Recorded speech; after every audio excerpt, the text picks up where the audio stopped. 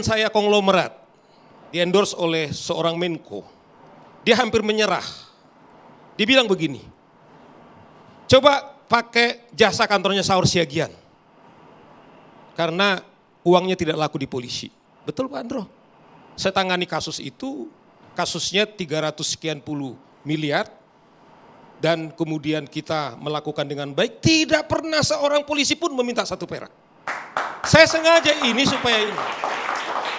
Bahkan Andro, kantor kami itu kedatangan wakil menteri yang sangat kita kagumi.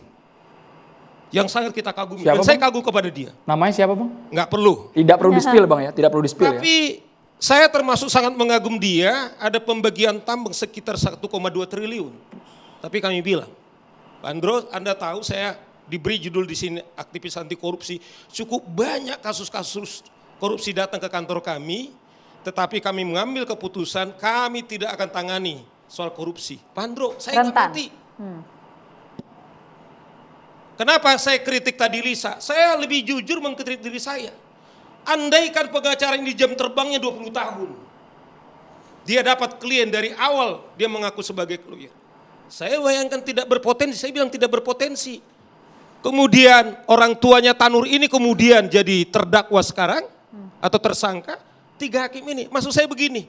Karena ada harapan kita pemerintah baru, yuk kalau enggak saya gitu. Saya mau menarik ini kepada kita semua, kan closing saya tadi. Bahwa panggil semua, tetapi juga rakyat Indonesia, anak-anak mahasiswa ini, orang tua kita, orang tua saya, anak saya. Saya bilang sama anak saya, satu hal saja, dia sekarang praktek di Amerika jadi lawyer. Satu sudah punya kantor sendiri, tahu. Tapi satu aja saya bilang, nak, satu aja, ketika kamu jadi praktek satu aja saya minta. Karena kamu udah sekolah ke Eropa, sekolah ke Amerika. Jangan sampai kamu melakukan suap menyuap, tapi saya akan gagal menjadi orang tua. Bang Saur yang berintegriti Bang Saur. Tapi Pak Arianto polisi yang rawan disogok, rawan bermain uang. Integritasnya juga dipertaruhkan Pak Arianto. Baik, terima kasih. Saya ada 3 poin yang ingin saya soroti. 1 mengenai korupsi ya. Kemudian mengenai judi dan kemudian mengenai kepemimpinan Pak Prabowo. Ya. Yang pertama mengenai judi itu tadi ya. Judi itu memang merupakan bagian dari kultur. Dan sekarang ini judi online itu sangat masif dan sebagainya. Dan kemudian judi itu ya bisa marak. Kalau dari pengalaman saya melihat dalam kehidupan di kepolisian itu. Kan judi kan sasaran daripada tugas polisi juga. Itu suatu kejahatan yang terulang-ulang. Itu hanya terjadi apabila terjadi pembiaran. Pembiaran itu bisa dilakukan oleh aparat, ataupun oleh masyarakat sekelilingnya, dan ataupun oleh keluarganya sendiri.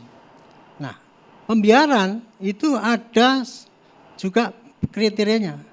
Pembiaran yang karena tidak tahu, atau pembiaran yang karena hanya permisif saja, atau pembiaran yang karena kolusi.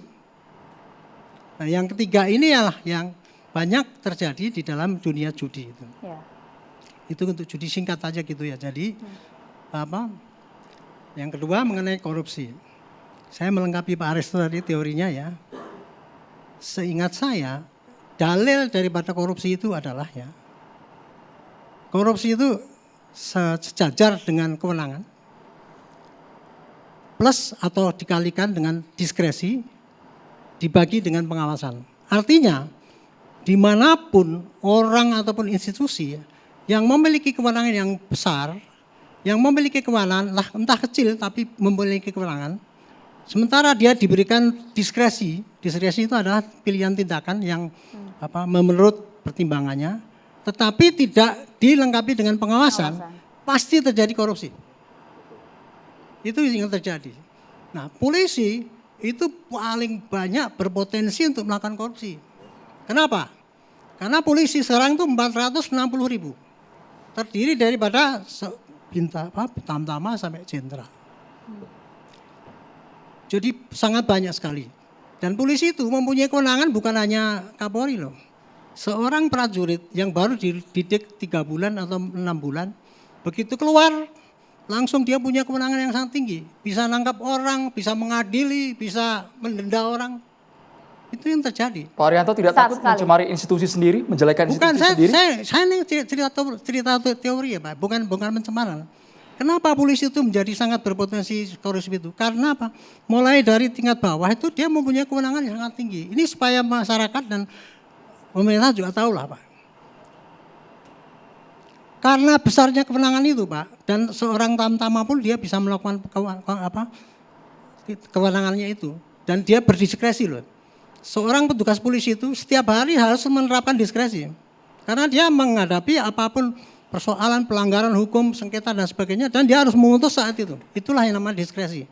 Nah makanya apabila kita ingin memberantas korupsi itu ya, yang paling tinggi adalah harus di tingkatan pengawasan kepada instansi ataupun individu yang mempunyai kewenangan itu dan mempunyai diskresi.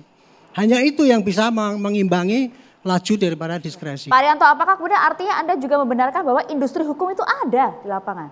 Kalau industri hukum itu kan istilah daripada itu ya, istilah dari Pak Mahfud ya. Kalau itu kan, kalau saya menjabarkan Pak Mahfud itu mengatakan bahwa kenapa industri hukum itu adalah itu yang korupsi yang sudah terjadi semua lini penegakan hukum. Itu terjemahan saya.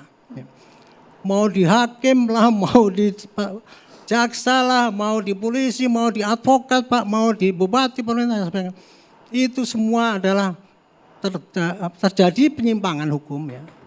Dan itulah sehingga akhirnya sulit sekali kita untuk memberantasnya Pak. Mafia hukum itu mulai contoh langsung itu. Polisi lapor aja mesti dimintain duit gitu. Kemudian diperiksa dan sebagainya. Nanti di jaksa juga sama juga Pak. Untuk menghadapi ini. Di hakim juga minta izin sita itu juga bayar juga Pak. Yang sekarang ini terjadi Pak. Yang kejadian kemarin itu Pak. Itu udah 50 tahun yang lalu saya lihat Pak. Ya, yang namanya hakim itu kayak gitu perilakunya itu.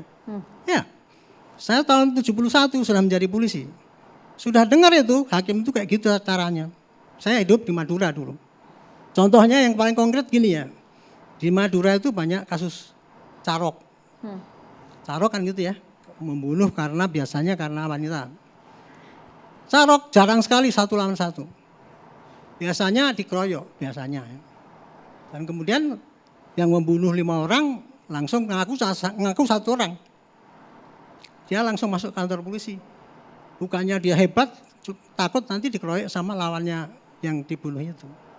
Nah kemudian ketika di persidangan, yang masuk cuma 1, yang 5 dibebaskan.